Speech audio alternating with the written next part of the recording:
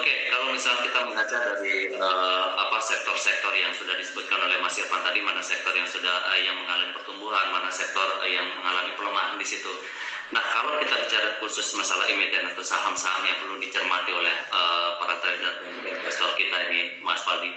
Oke, kalau untuk saat ini mungkin bisa pertimbangkan potensi untuk buy on support atau istilahnya buy on news ya untuk saham-saham perbankan gitu. Jadi selama ini kalau kita perhatikan mungkin udah beberapa bulan terakhir ya cenderung flat atau sideways gitu karena pelaku pasar cenderung menantikan atau mengantisipasi kira-kira seberapa agresif sih The Fed ini. Mereka mau tahu seperti itu. Nah, setelah ada pengumuman seperti ini dan sebetulnya juga sudah mulai diantisipasi, makanya kalau kita lihat majority bank saham-saham perbankan terutama bank besar itu relatif sideways. Nah, itu mengindikasikan bahwa pelaku pasar cenderung wait and see. Nah, setelah ada pengumumannya, ada potensi hal yang sama terjadi seperti di Wall Street. Jadi setelah pengumuman justru pasar menjadi berarti seperti ini udah jelas, mereka berani masuk. Gitu karena berarti dengan seperti itu BI sudah punya gambaran kira-kira ke depan seperti apa kebijakannya akan disesuaikan dan perbankan Indonesia, sektor perbankan Indonesia kita juga udah punya gambaran ke depannya kira-kira akan seperti apa. Nah, itu semua akan menjadi lebih jelas sehingga pelaku pasar berani masuk ke sana. Terlebih secara kinerja, kalau kita lihat mundur ya, kinerja selama tahun 2021 sektor perbankan Indonesia relatif mencatatkan pertumbuhan atau pemulihan yang cukup menggembirakan gitu. Let's say contoh pertama adalah pertumbuhan kredit gitu ya, karena income utama kan dari sana gitu. Pertumbuhan kredit sejak bulan Juni 2021 sektor perbankan Indonesia kita positif terus dan cenderung meningkat di kuartal 4 2021. Itu seiring dengan ekspektasi pemulihan ekonomi yang lebih cepat di kuartal 4 2021. Gitu. Yang kedua, restrukturisasi yang selama ini menekan bottom line karena di situ ada pencadangan gitu kan. Nah, itu cenderung turun. Puncaknya udah berlalu yaitu bulan Oktober 2020 dan sampai sekarang itu turunnya cukup signifikan. Jadi kalau bulan Oktober 2020 itu total nilai restrukturisasi hampir di atas 900 triliun, per Juli kemarin udah turun ke kisaran 770 triliun. Jadi ada penurunan yang signifikan dan trennya turun terus. Nah, ini jadi satu faktor yang positif untuk sektor perbankan. So saya masih menjadikan ini top choice ya untuk baik itu jangka pendek, jangka menengah maupun jangka panjang. Nah, yang kedua sektor lain yang bisa diperhatikan untuk saat ini adalah tadi coal atau batu bara karena kita lihat harganya relatif masih stabil atau bahkan sekarang udah mulai balik lagi ya, mulai naik lagi gitu. Tapi indikasinya ada stabil di kisaran 140-150 US dollar per metric ton dan diperkirakan sampai tahun depan pun kondisi ini masih bisa berlanjut at least setidaknya sampai kuartal pertama 2022 atau selama periode musim dingin dan musim hujan. Musim dingin terjadi di negara demand, musim hujan terjadi di negara supply. Nah, artinya ada peningkatan demand, di sisi lain ada penurunan supply. Nah, itu yang akan menjaga harga itu tetap di level yang cukup tinggi dan itu bisa menjadi katalis positif untuk emiten batu bara.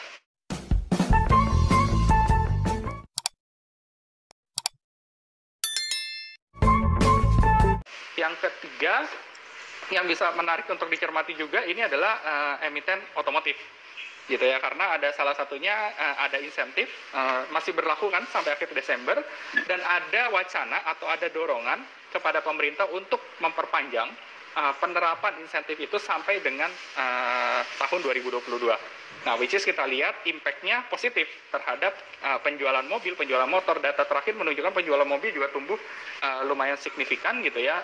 Saya lupa angka pertumbuhan tepatnya berapa, tapi terakhir itu sampai bulan September ya kalau nggak salah itu udah sekitar 600.000 unit, which is itu naik sekitar 40 atau 50%, saya lupa tepatnya berapa. Tapi intinya sudah ada impact positif dari insentif dan kalau itu dilanjutkan, ini bisa menjadi katalis positif juga buat sektor otomotif gitu. Jadi di situ ya top choice-nya masih di ASII sih begitu. Nah, kemudian satu sektor lagi yang bisa diperhatikan terutama untuk akhir tahun gitu ya. Nah, yang tadi sempat disinggung yaitu sektor non-cyclical, consumer non-cyclical, kan dari namanya aja non-cyclical gitu kan. Jadi biasanya consumer cyclical itu juga bisa diperhatikan karena intinya dia biasanya mencatatkan kenaikan kinerja di menjelang akhir tahun. Itu terlebih ya biasanya kalau kita lihat data consumer confidence atau spending itu paling tinggi, salah satu yang paling tinggi ya itu di akhir tahun, di bulan Desember. Jadi itu kelihatannya masih bisa menjadi katalis positif. Let's say kita beberapa topik di situ ya yang bisa diperhatikan itu ada ACES, Ace Hardware gitu, kemudian bisa perhatikan ERAA, karena ya salah satunya karena launching produk itu biasanya di akhir tahun. Kemudian juga satu lagi yang bisa diperhatikan itu adalah MAPI gitu ya. Jadi biasanya ada tadi kecenderungan spending itu yang besar di akhir tahun. Dan kalau kita lakukan analisa grassroots gitu ya, kita coba ke bawah langsung, memang cukup menarik sih ya. Jadi Era Jaya itu juga kan menjadi salah satu distributor merek handphone yaitu iPhone gitu kan ya. Nah, iPhone itu ini cerita nyata sih, adik saya itu mau nyari ya iPhone 13 dan sampai sekarang dia belum dapat barangnya. Dia nyari hampir semua mall yang ada distributor iPhone ya, itu dia nggak dapat. Jadi istilahnya memang ini mengindikasikan bahwa ya konsumsi terutama ke produk yang cyclical itu masih tinggi di Indonesia gitu. Jadi mungkin seperti itu sih Pak. Oke, jadi sahabat bisnis Sulawesi, sahabat IDX, nah itu tadi sudah banyak sekali disampaikan terkait dengan rekomendasi saham-saham atau emiten apa saja yang bisa dipilih oleh para trader atau investor kita. Nah sekarang kembali ke Mas Irfan. Mas Irfan, kalau misalnya kita bicara masalah investor, terutama investor asing ini, Mas Irfan, kalau misalnya kita lihat dalam beberapa hari ini kan mereka lebih banyak melakukan net sell gitu, walaupun secara akumulasi sepanjang 2021 ini masih cukup tinggi, 38,86 triliun di situ. Nah, kalau misalnya kita lihat secara siklus nih dari tahun ke tahun, untuk angka ini seperti apa di tahun 2021 ini, Mas Irfan? Apakah ini masih tergolong tinggi dibandingkan dengan tahun-tahun sebelumnya atau seperti apa? Oke, kalau berdasarkan datanya sih perkembangan investor asing kita sebenarnya semakin menurun ya, dan itu sebenarnya kabar yang cukup menarik sebetulnya, atau mungkin kabar yang baik buat investor domestik kita. Jadi mungkin ada perpindahan ya, bahkan di 2 tahun terakhir ya, dulunya kita tahu dari sisi kepemilikan atau ownership asing masih sangat mendominasi, sekarang berbeda lagi. Bahkan tadi kalau kita lihat datanya dari sisi trading value saja ya, rata-rata di tahun ini 75% masih dikuasai oleh investor domestik dibandingkan investor asing yang masih di angka 25% sebetulnya rata-rata untuk tahun ini. Dan ini sebetulnya sejalan dengan penambahan investor kita yang sangat signifikan ya. Mungkin sudah beberapa kali kita mention bahwa jumlah penambahan investor kita sudah sangat besar. Bahkan kalau saya mau update untuk hari ini penambahannya, perubahannya mungkin dari awal tahun, kalau kita bandingkan dengan tahun lalu, peningkatannya sudah sampai 100% ya. Tepatnya 100,29 ya. Angkanya di 1,7 juta investor. Nah ini tidak lepas mungkin dari program-program yang dilaksanakan oleh teman-teman sekuritas. Termasuk mungkin beberapa sekuritas ini menarik karena kami ada banyak kerjasama sebetulnya dengan teman-teman di beberapa sekuritas, khususnya mungkin terkait mengenai penambahan investor milenial ya di galeri investasi. Kita tahu bahwa kemarin kita ada Gaya Award ya, dan penambahan investor dari Bintang Sekuritas sudah sangat banyak signifikannya. Apalagi kalau kita lihat programnya akhir-akhir ini ya, dari sisi pembukaan rekening efek mungkin semakin dipermudah ya. Bahkan kalau saya lihat dari pemaparan teman-teman dari Bintang Sekuritas kemarin ya, sekarang depositnya bukan lagi 100.000 ya untuk tahun ini ya. Maksudnya bahkan nggak ada dimodalin sekarang ya. Jadi sekarang mungkin mudah. Jadi bentuk Bintang Sekuritas juga dan Bursa Indonesia juga buat mengembangkan pasar modal kita. Tapi mungkin yang menjadi concern juga bukan hanya tadi dari penambahan jumlah investor, bursa juga yang menjadi concernnya bursa juga adalah bagaimana produk ya, khususnya produk investasi yang ada di pasar modal Indonesia ada banyak pilihan juga ya, khususnya saham ya. Jadi kalau kita lihat dari penambahan jumlah perusahaan yang sudah listing kan per hari ini yang ke 53 emiten atau 53 perusahaan yang IPO atau listing di 2021. Target ini sebenarnya sudah melampaui pencapaian tahun lalu di 51 emiten. Tapi kalau kita lihat kan masih ada di pipeline sekitar 25 emiten yang mungkin harus dikejar oleh teman-teman di bursa juga kapan akan IPO juga, walaupun mungkin kita tahu dari waktunya mungkin agak terbatas lagi, tapi ini dicoba juga. Nah selain itu kemarin kita tahu ada peluncuran indeks baru ya, kalau teman-teman ini update ada ISG Quality 45 Index ke hati. Kita tahu kan sekarang kebanyakan kita lagi concern terhadap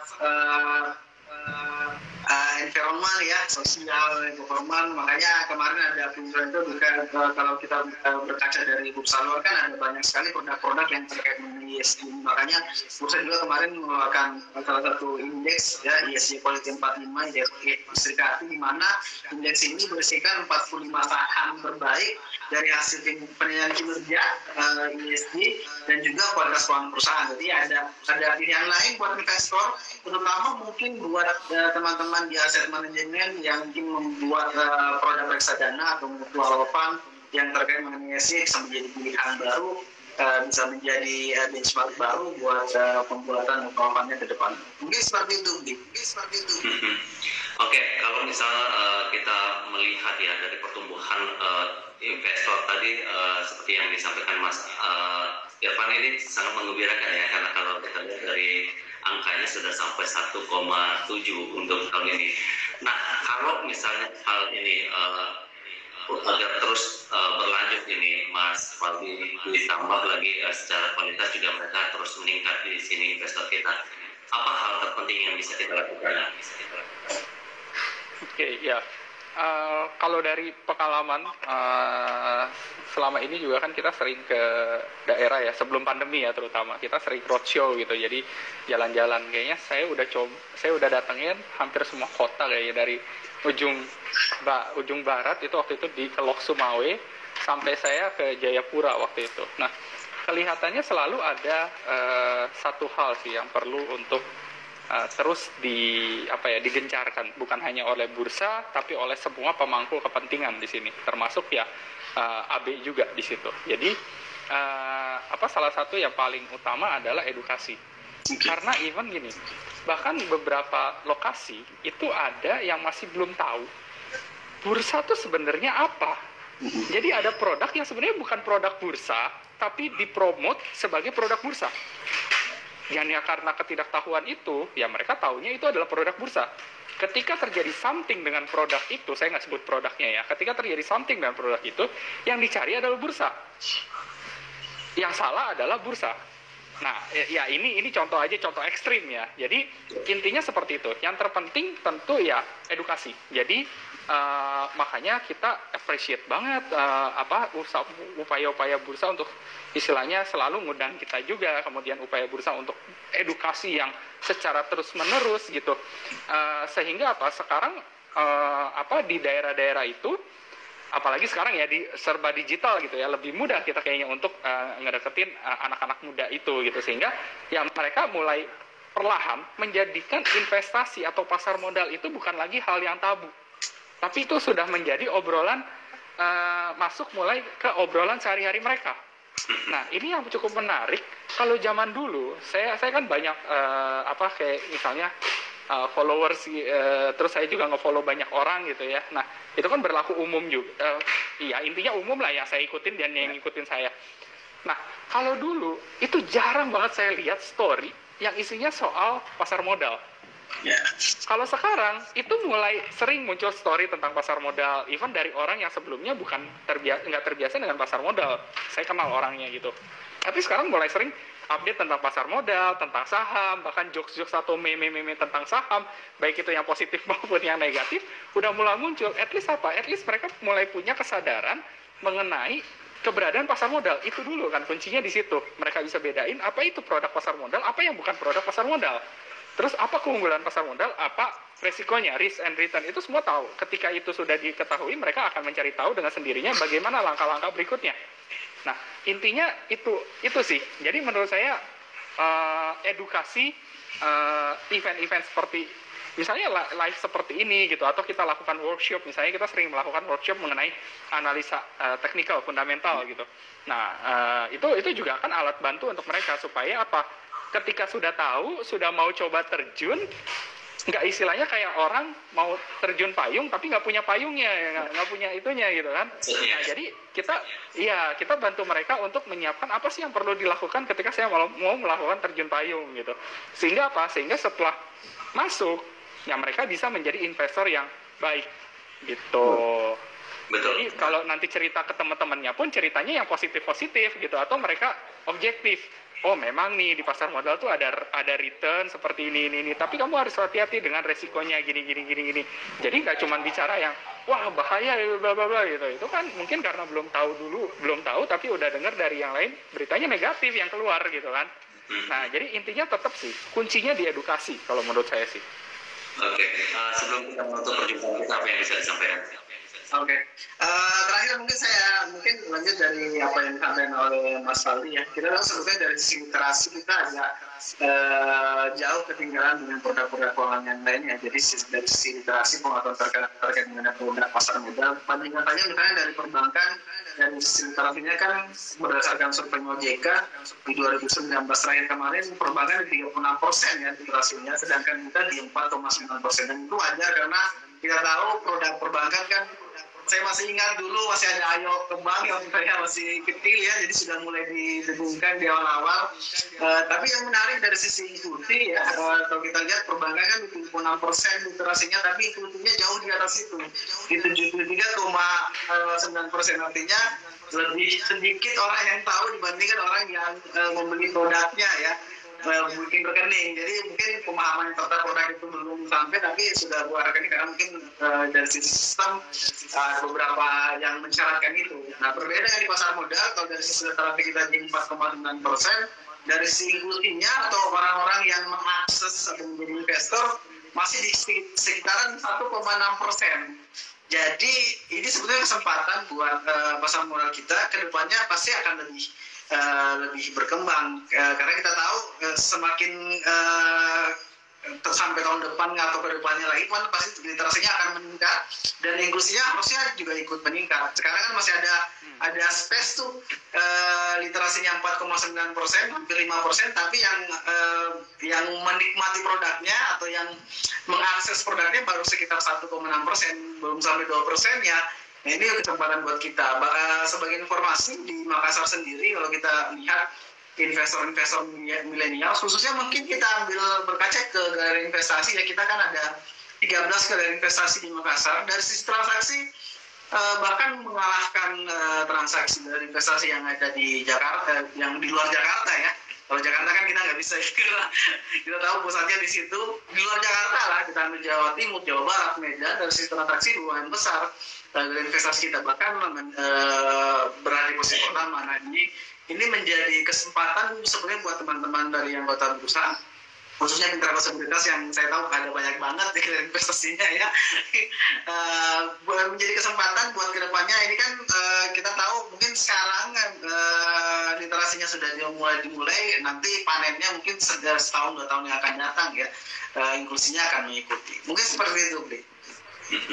Kalau Mas Faldi seperti apa nih Mas Faldi yang bisa disampaikan? Nah kalau tadi sudah disampaikan bahwa Mas Faldi sebelum pandemi ya bisa keliling di hampir semua daerah di Indonesia dari Lok Sumawai sampai Jayapura.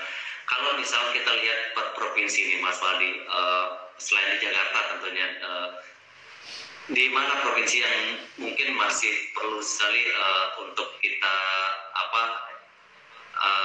informasikan, lebih banyak lagi diinformasikan terkait dengan pasar modal ini? Walaupun kita tahu hampir rata-rata sekarang ya di semua provinsi masyarakat kita sudah menggunakan internet sudah hampir sama lah perkembangannya di semua daerah. Tapi kalau misal kita lihat pertumbuhan investor itu kira-kira di mana ya, daerah mana yang perlu untuk ditingkatkan kembali nih Mas Faldi? Oke. Thank you Pak Bali. Tapi mungkin kalau untuk hal ini bukan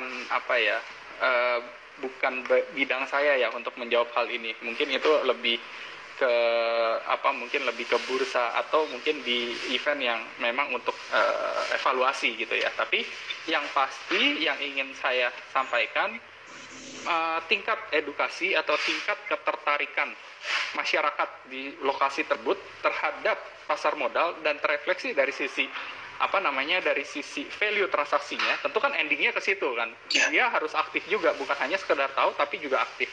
Itu sangat bergantung pada biasanya ya yang saya temukan itu pada ini aktivitas-aktivitas terkait pasar modal di wilayah tersebut. Jadi ada satu saya masih ingat ini di daerah Kalimantan, memang belum banyak AB di sana gitu. Tapi karena rutin sekali melakukan event edukasi, saya kota itu salah satu yang paling sering saya datengin di luar Pulau Jawa ya. Itu salah satu yang paling sering, kayaknya udah mungkin 3 atau 4 kali gitu. Dan kota lain belum ada yang sebanyak itu kecuali satu kota di Pulau Jawa gitu. Nah, itu mengindikasikan bahwa memang kegiatannya cukup aktif di sana, sehingga terlihat dari sisi jumlah nasabah yang cenderung naik dan nilai transaksi yang cenderung tinggi di sana gitu. Jadi eventnya tuh saya ingat biasanya market outlook seperti itu, kemudian dulu ada edukasi SPM dan lain sebagainya, kemudian juga ada lomba-lomba pasar modal seperti itu gitu. Nah, itu sering dilakukan sehingga ya mulai terlihat dari sisi nilai transaksi atau keaktifan dari nasabahnya gitu. Jadi awal-awal kita lihat dari sisi nasabah dulu, mulai kenal pasar modal, mulai mau kenal banyak ikut kegiatan tuh rame kegiatannya gitu. Nah, lama-lama mulai terlihat dari sisi nilai transaksinya, mulai terrefleksi di situ. Jadi persis seperti yang tadi disampaikan oleh Pak Irfan, pada akhirnya ya tujuannya kan menaikkan volume transaksi. Jadi bukan hanya literasi aja, tapi juga harus didorong dari sisi inklusinya. Nah, kalau itu berjalan bersamaan, intensitasnya tinggi, apalagi sekarang kita bisa bukan hanya tatap muka aja yang memang perlu persiapan lebih. Mungkin lebih sulit ya persiapannya karena kan lokasi dulu, cek sound dan lain sebagainya. Saya ingat banget itu problematika tentang pertemuan tatap muka itu. Kalau online kan relatif lebih mudah gitu, yang penting internetnya lancar dan sebagainya gitu kan. Walaupun sensasinya mungkin berbeda, tapi pada intinya kan apa yang mau disampaikan harusnya sama-sama bisa tersampaikan. Jadi mungkin seperti itu sih kalau yang saya lihat, Pak. Kalau untuk lokasi kayaknya saya nggak bisa jawab itu deh. Oke.